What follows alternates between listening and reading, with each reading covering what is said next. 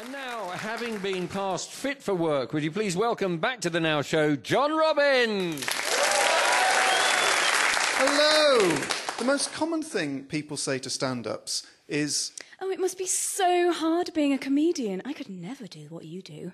And whilst we soak up the acclaim from nurses, firefighters and soldiers telling us how brave we are, the truth is, it's not that hard. The only prerequisites for success in comedy are being funny and being able to get up before 6 p.m. However, a new study suggests that life may be getting harder for those who face significant barriers to work from ill health. Researchers from Oxford and Liverpool found that the government's work capability assessment, the Fit for Work test, which decides eligibility for disability benefit, could be having a huge impact on the mental health of those undergoing it. Research claims that the test could be associated with as many as 590 extra suicides, 279,000 reported cases of mental health problems, and 725,000 extra prescriptions of antidepressants. Now, I know what you're thinking. Comedy not looking so easy now. You've chosen this as your topic. The work capability assessment has always been controversial. It was introduced by the Labour government in 2008 to assess entitlement to disability benefits. In 2012, the coalition made criteria more stringent. But how stressful can this assessment be? This, from page 19 of the Revised Work Capability Assessment Guidelines, Volume 7. In this area, it was felt that infrequent loss of consciousness would not substantially impact on a person's ability to work. Sorry to keep you waiting. Our receptionist is unconscious.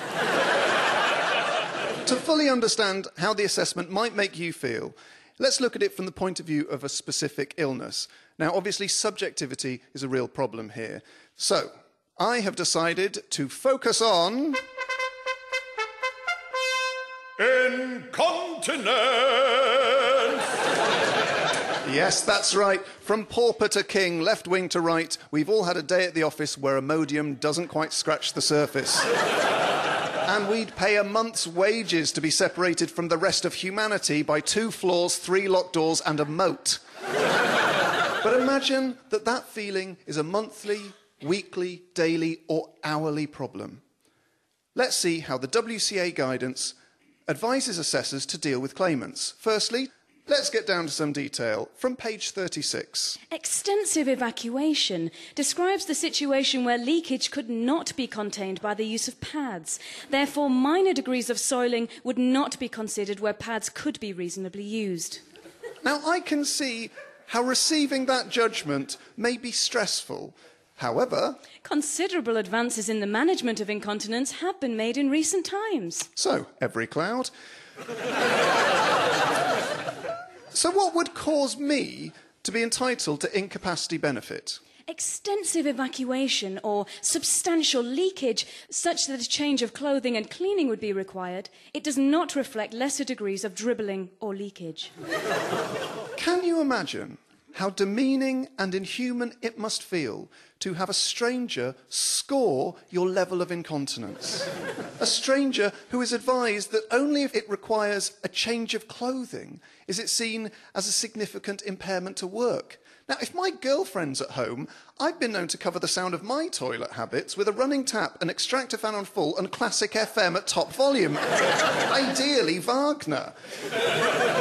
For many sufferers, incontinence may be the symptom of another condition, for example, MS. Luckily, the document does make provision for the impact of poor mobility on people with incontinence. Sorry, I've misread that. The document made provision for the impact of poor mobility on people with incontinence following a tribunal. From page 107. Within the history of daily activities, you should inquire about adaptations that they might be expected to have made to ensure they are not incontinent. You would also look to demonstrate issues around their ability to rise from a chair and move within the examination centre. If there are none, then it seems unlikely they would suffer continence issues due to mobility restriction within a workplace. This piece of guidance perfectly illustrates how nasty the WCA is. Firstly, the tone is unrelentingly suspicious. Secondly, it is patronising in the extreme. To think that anyone would not make adaptations to ensure they are in control of their bowels. And finally, that your medical diagnosis can be demonstrated by your ability to get out of a chair in a test centre. So, for example, if you have MS and you're in remission, you may well be told your incontinence is not severe because you were seen getting out of a chair without significant difficulty. There is a tragically ironic ray of hope. A study carried out in September 2015 by the Multiple Sclerosis Society found that over a third of claimants found the assessment procedure so stressful that it caused their condition to deteriorate or relapse. So, fingers crossed, you'll find it so difficult that your symptoms will flare up, getting you the financial support you deserve. The WCA is perhaps the most multifaceted blunt tool the state has ever created. The question we have to ask is what we want from our benefit system. If we want to embarrass, confuse and alienate poorly people, it ticks every box.